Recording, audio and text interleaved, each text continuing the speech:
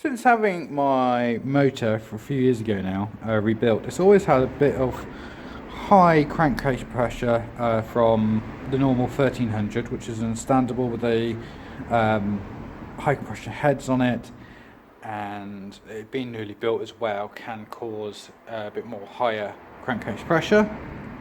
So it has been worn in now, and it's still got quite a high.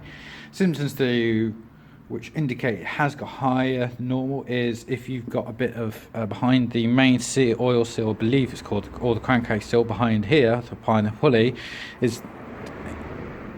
it'll force the oil past it and then it'll get around. So I've seen it's always damp around this area, in here a bit. We're not too far away from it being ideal. So my solution is, so because I have got electric fuel pump now, I've blanked this an aftermarket screw fit where the oil pump used to be. I'll run a pipe from here into here, which will have a T connection. Now, quite a lot of bigger motors will run a catch can thing when they've got dual carbs and all sorts. Now, the Beetle technically has a sort of catch can service, so what happens is that air comes back up here and then recirculates around and then drips straight back out through, you probably can't see it, the pipe here, straight to the ground, which causes nice little oil leaks on the floor. So I'm going to utilise that by the pressure coming from here going into this tube and it going back up or going back down, instead of adding an aftermarket catch can. I want to see how it goes. I'm not recommending this. This is my solution to my problem.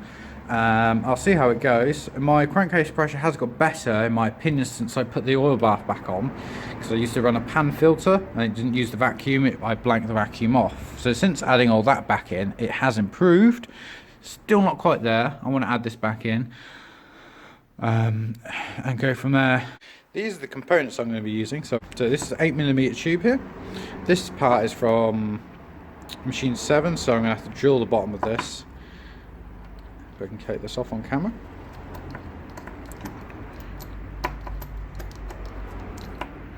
Okay, so I need to drill that. That I got off eBay. That'll fit onto one end of the 8mm. The tube will run up to the other 8mm here. Don't need that one.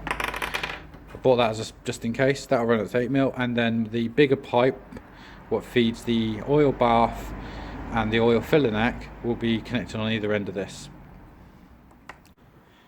I've taken the old blanking plate out.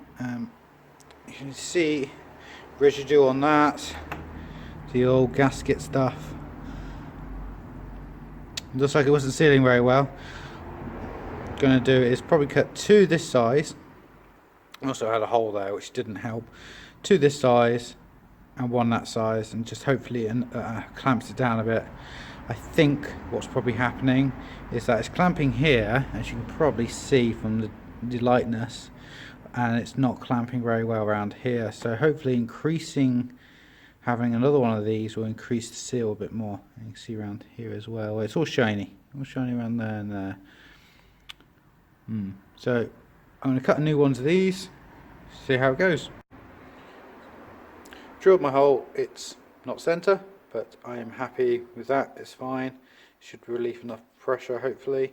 I'm going to cut out a new gasket, probably double it up, because the old one probably needs replacing now. And then I'm going to use some gasket sealant on the threads here, just so I don't want it weeping. It's not under much pressure, so it shouldn't, but yeah, just no harm. I've cut my new gasket out of the paper I got on more eBay.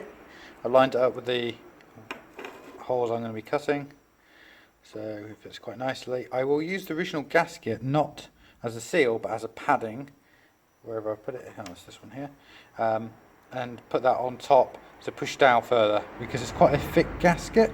So I'll probably just clean it up and use it as a kind of a spacer for the nice ones. This is a oil resistant paper, so hopefully that will seal it nicely then. I have now cleaned the surface of the fuel pump where the fuel pump used to be. If yours is a bit pitted or anything like that, I would sand it first. Sorry, the light is terrible here. There we go. I would sand the surface first if it is pitted to get a better seal.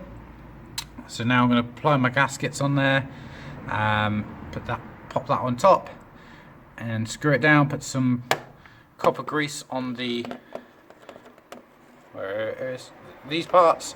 Make sure that they're nice and easy to get off again.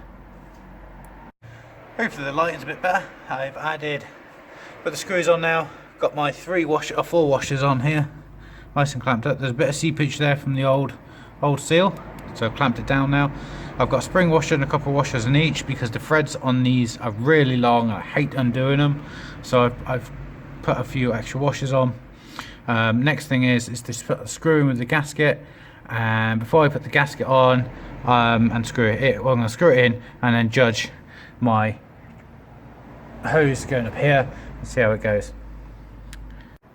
The route I'm thinking of is running it up here, along here, and then into the T part here, and then obviously it goes down here into there. I was thinking of running it underneath the alternator and back up. 2 reasons for that. I decided not to. A, it's got to go up and back down and back up. I'm wondering if it's actually going to make it all the way. So just going up and in. It might do, might not. I'm not sure. Someone please advise me. This is trial and error. Again, not recommending it for anyone to do this way. It's just seeing if it resolves my issues I'm having. The other reason why I'm not going to go that way is I'm worried about hitting this. By having it this way around here, I can have it quite tight on there. So even if it does fall off here, I can't come this way because there's not enough in the hose to bring it this way. I'm going to try and zip tie it in numerous places to keep it in place. So that's the plan. I'm going to see if it goes that way. Trial fitted. It's not clamped in much, but it goes around the back just here of the alternator terminals and then it joins into here instead of coming forward. So it forces the tube that way. It's behind these here. I'm going to zip tie this in place as well. Just want to give it a try and trim up this as well, making sure it's a bit less of a kink on here. It's not too much, might leave it actually. But yeah, it's a nice T-piece into there. So hopefully that'll release some of the crankcase pressure I'm having. End up using those. They made short work of the tubes.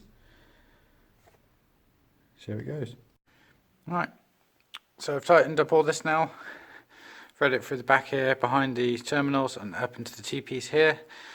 Just about to zip tie it all up. And then we're good, done. I've given it a quick run, it seems to be alright. Only run in the garage, no heavy pressure yet, so I'm going to do that hopefully when it's not a raining day in Britain, eh? Go figure, it's always raining. The only concern is obviously when it comes up here, it might come back down here. However, what I'm thinking is when it generates enough pressure, both of them are going to be generating pressure, that it will go back up that way. The only thing I could think of is perhaps having like a one-way valve in here, so it always goes like that. I might look at that. But I'll just see how the engine gets on, see if there's any more oil coming out of seeping parts like down here. You see it coming through here, and go from there really. Anyway, thanks for watching.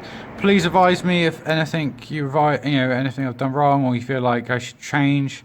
Please let me know. Cheers.